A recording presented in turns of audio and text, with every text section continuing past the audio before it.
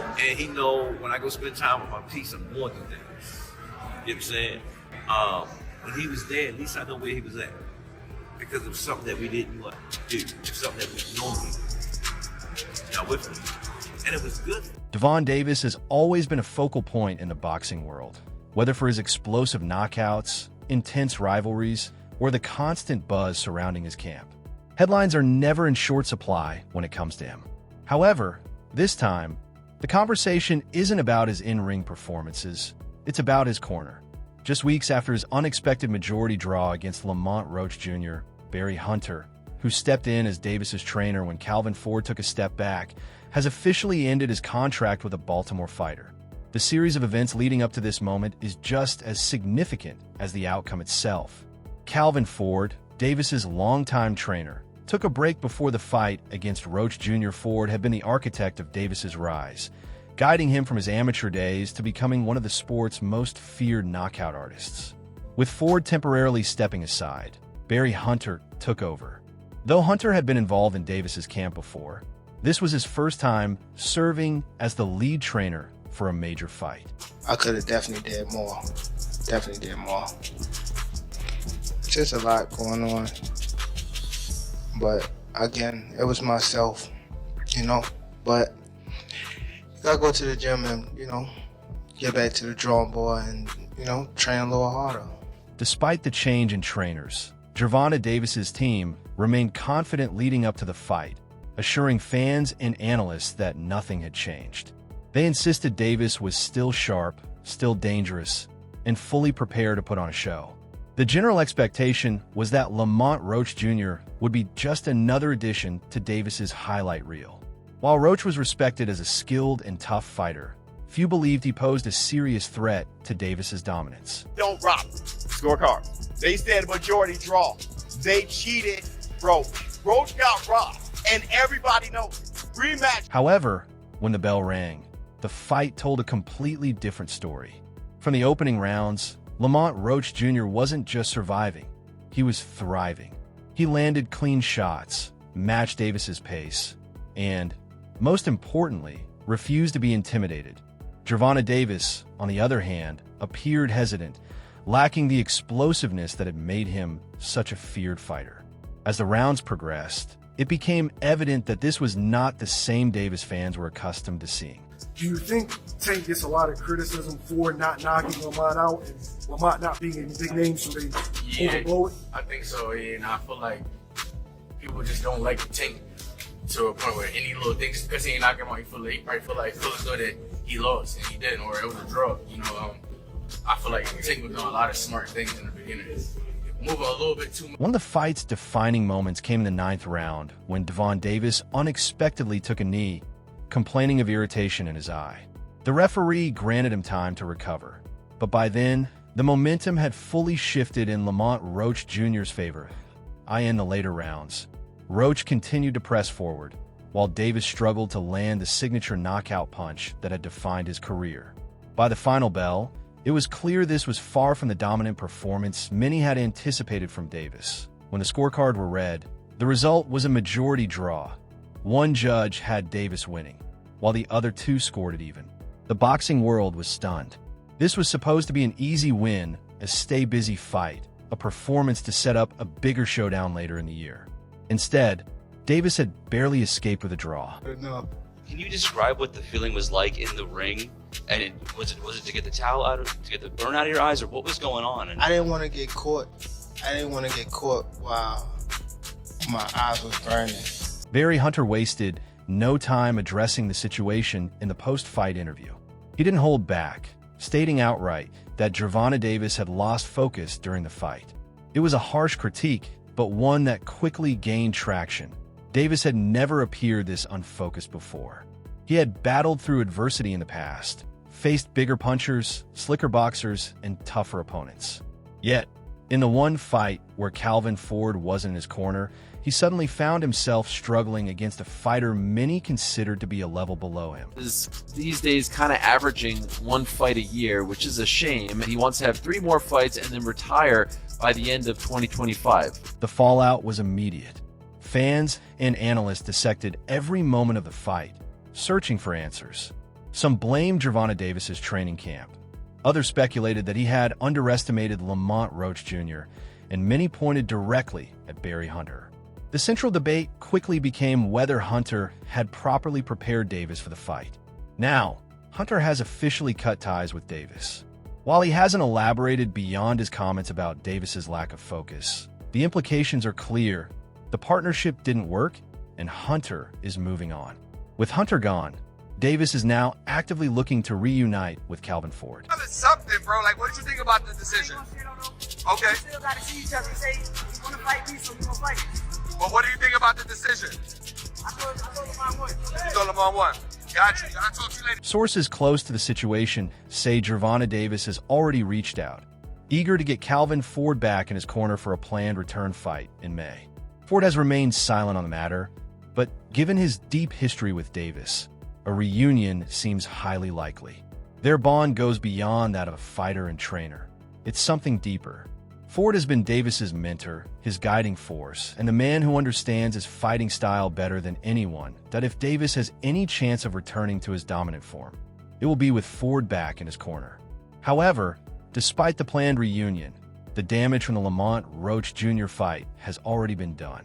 Davis's aura of invincibility has taken a major hit. Now, unwilling to let go of his frustration over the controversial draw, he's pushing hard for a rematch, aiming to run it back as early as May. Rematch? Did you let me know now? Do you want to fight Tank again? You want to? He said you want to do a rematch. Do you want to fight Tank again? 100%. It's only a matter of time. We're gonna fight. We're gonna fight again. It's just whenever the fight gonna happen. So it's gonna happen. The WBA lightweight champion isn't satisfied with how things played out. He wants another shot to prove he should have won outright. The first fight left a sour taste for Gervonta Davis, who believes the controversy surrounding the 9th round played a major role in the final result. When he took a knee and asked for his trainer to wipe a towel around his eye, referee Steve Willis didn't count it as a knockdown. However, had he ruled it differently, at least in Lamont Roach Jr.'s eyes, it could have swayed the scorecards in Roach's favor. Two judges scored the fight 114-114, while one had Davis winning 115-113. If a knockdown had been recorded, it might have flipped the outcome entirely. That's the kind of detail fueling Davis's determination. He's fired up, focused, and intent on leaving no doubt in a rematch. Man, honestly, I thought I should have won without that being counted a knockdown. Look, I ain't the ref. I ain't really, you know what I'm saying? Like, if he had to wipe short out his eye, he had to wipe short out his eye. But the rules do state, if you voluntary take a knee, then that's an automatic. After letting things settle for a few days, Gervonta Davis took to social media to make one thing clear. He's pushing for the rematch. Despite initially saying it wouldn't happen next, he's now trying to make it happen as soon as May. That's a major shift from his earlier stance, highlighting just how much the fight and the controversy surrounding it have been weighing on him. The 9th round incident isn't just controversial because of the non-knockdown call. It's also Davis's explanation for why he took the knee. He claimed that hair grease got into his eye, impairing his vision. His statement immediately sparked debate, with fans and analysts questioning whether it was a legitimate issue or just an excuse. Lamont Roach Jr. made his stance clear. The rules are the rules. If a fighter voluntarily goes down, it should be counted as a knockdown. But 90% of people say that Lamont Roach won, he got robbed, and he should have been a knockdown. But hey, I'm looking at the rules, and somebody found, I don't know if it's true, but hey man, that applies to the situation. Was it really a knockdown?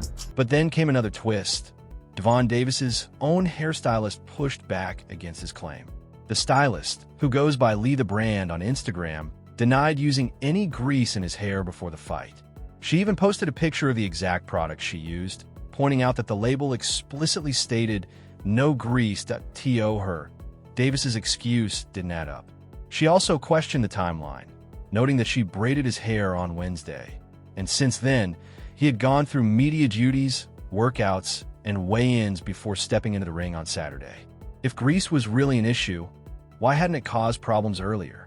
Her response only added fuel to the debate, making Davis look like he was grasping for an explanation. Meanwhile, Lamont Roach Jr. isn't waiting around for Davis to make up his mind. He's keeping his options open, including a potential fight with WBC lightweight champion Shakur Stevenson. Roach has made it clear that he wants the biggest fights, and if a Davis rematch doesn't happen, he's more than willing to test himself against Stevenson. The two have already discussed the possibility, making it a very real option that Davis's sudden push for a rematch suggests he's feeling the heat from the criticism. His performance against Roach raised serious questions, with some even believing he was exposed. Roach, who moved up from super featherweight for this fight, wasn't supposed to be a real threat. Yet he fought Davis evenly, and some argue he even did enough to win.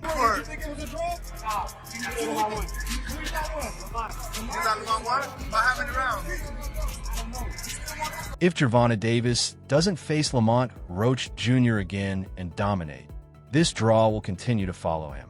Whenever his name comes up, it will carry the weight of that result. A mark on a fighter's record that lingers, especially for someone like Davis, who prides himself on being an elite finisher. That's why this rematch means so much. It's not just about settling the score.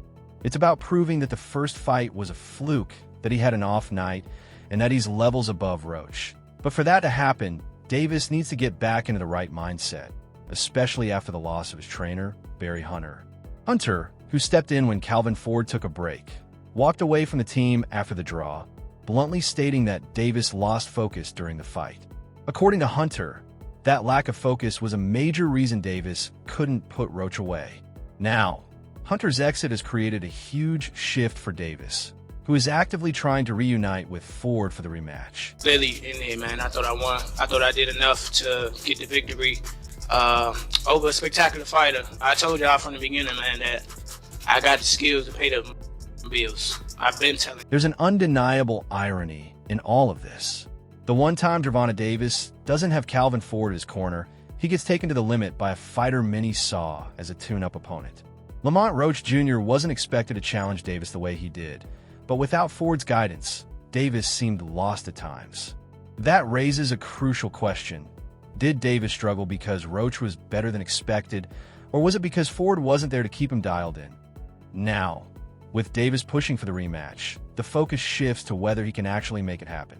There are still hurdles to clear, including negotiations and timing. He's respectful, his whole team is respectful and things like that, so we always show respect to one another, but the thing is that hurts. Roach and his team have carried themselves with respect throughout this entire situation, and Davis has acknowledged that.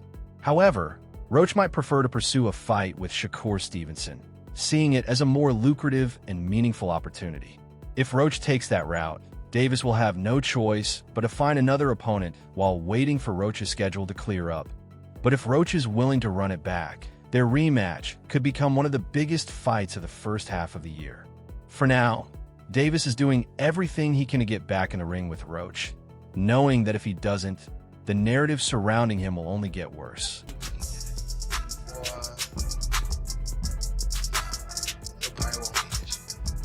Is that the one you want next? What I want next, but it's not going to be next. He's already faced backlash for the hair grease excuse, and he's not in a position to let those doubts linger. If the rematch gets signed, it will be the ultimate proving ground for Gervonta Davis. Either he comes back stronger and dominates, or Lamont Roach Jr. proves that the first fight wasn't an accident. One thing is certain. Davis isn't used to being in this position. He's the knockout artist, the one who's supposed to be feared in the ring. But after Roach pushed him to the limit, the perception of him began to shift. Now, Davis is fighting not just to win, but to remind everyone why he was once considered one of the most dangerous men in boxing. If he doesn't get that rematch, those questions will never go away. Nobody like a draw, I'm a guy that gets knockouts and things like that, but it's cool. I feel like if we fight again, I could do more. Following the controversial draw between WBA lightweight champion Gervonta "Tank" Davis and Lamont Roach Jr. on Saturday night, the New York State Athletic Commission issued a statement to ESPN's Mike Coppinger, confirming that it is reviewing the matter. Davis took a knee in the 9th round after being hit with a jab, but referee Steve Willis didn't rule it a knockdown, despite initially starting his 10 count. Had Willis officially scored it as a knockdown, Roach would have won the fight by decision. Instead, the bout ended in a majority draw. Heated debates are now erupting across social media, with boxers and pundits exchanging sharp opinions. Unlike the usual post-fight chatter, this discussion has taken on a more intense and hard-hitting tone. Lamont Roach Jr. and others have claimed that the result of the fight could potentially be changed from a draw to a win in Roach's favor. Roach himself hinted at the possibility, saying, "Word around the block, y'all fight for B31, not 312.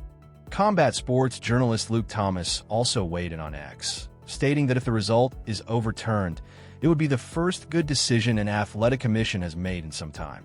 However, historically, commissions rarely overturn fight results in situations like this, making an official reversal unlikely. With that in mind, a rematch seems like the most realistic solution. Both fighters would benefit from it, and the controversy has only made their potential second fight even bigger, turning what was once seen as a routine matchup into a must-see event. I didn't want to get caught. I didn't want to get caught while my eyes was burning.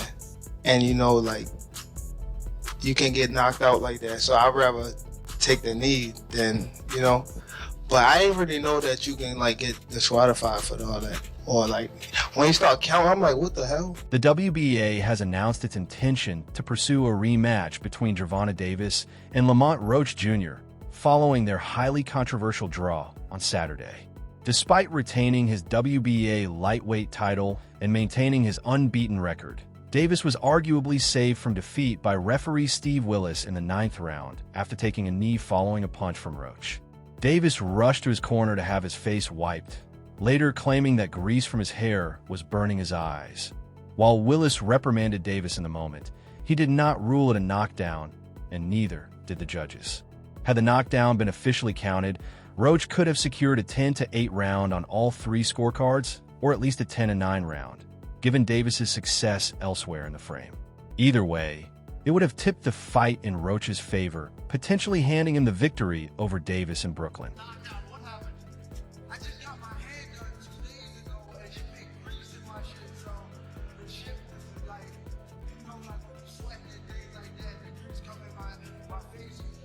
WBA President Gilberto Mendoza confirmed that a rematch is inevitable, telling the ring, "This goes beyond public perception. We need to send a strong message."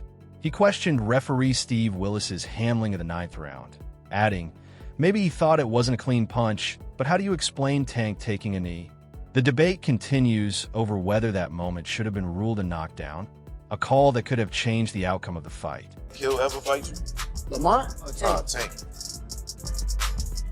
Yeah, I think he don't got no choice. I think that tonight was a wake-up call for him, and he probably gonna try to go train. Davis is pushing hard behind the scenes to lock in the rematch for May.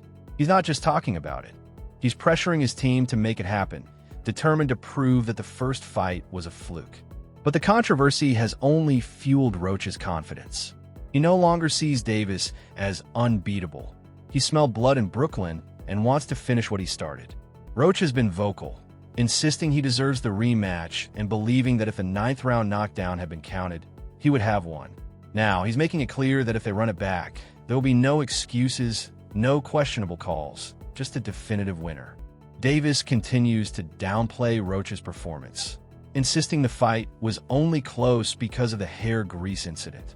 Yet, he's the one demanding a rematch, a contradiction that's only making the fight even bigger. Fans are still debating who really won, and both fighters are keeping the buzz alive. Behind the scenes, negotiations are already underway, with promoters recognizing the rematch as a goldmine. The controversy has elevated Roach's profile overnight, while Davis has something to prove. What was once a stay-busy fight is now one of the most anticipated rematches in boxing. Para poderlo noquear, y el cual Loma venía muy bien preparado, muy bien concentrado en el plan de trabajo. Bueno, creo que a Tank le faltó presionar, tirar más golpes para ser más contundente y que se viera más efectivo a la hora de la victoria. ¿Te gustaría ver una revancha entre ellos? Pues estaría muy agradable, ahora sí que en la primera. Tank's team is determined to set the record straight with a dominant performance. The first fight was too close for comfort, and Davis wants no part of another close call decision. After the backlash he faced, he knows he needs to make a statement. Roach, on the other hand, is looking to build on the momentum. He's no longer just an opponent. He's a legitimate threat, and he knows it. They ain't believe me. I told them too a whole lot of times. Y'all got me fucked up. I'm really that. Despite initially dismissing the idea of an immediate rematch, Tank has now fully embraced it. The pressure is mounting, and he refuses to let this controversy define him. He's locked in, pushing for May, and making it clear that Roach is his next target. With the WBA backing the rematch and both fighters eager to settle the score, it seems inevitable. The only thing left is the official announcement, and when it drops, the hype will explode all over again. What do you think about this rivalry? Do you see Tank making a statement in the rematch, or will Roach prove the first fight wasn't a fluke? Drop your thoughts below and subscribe for more updates.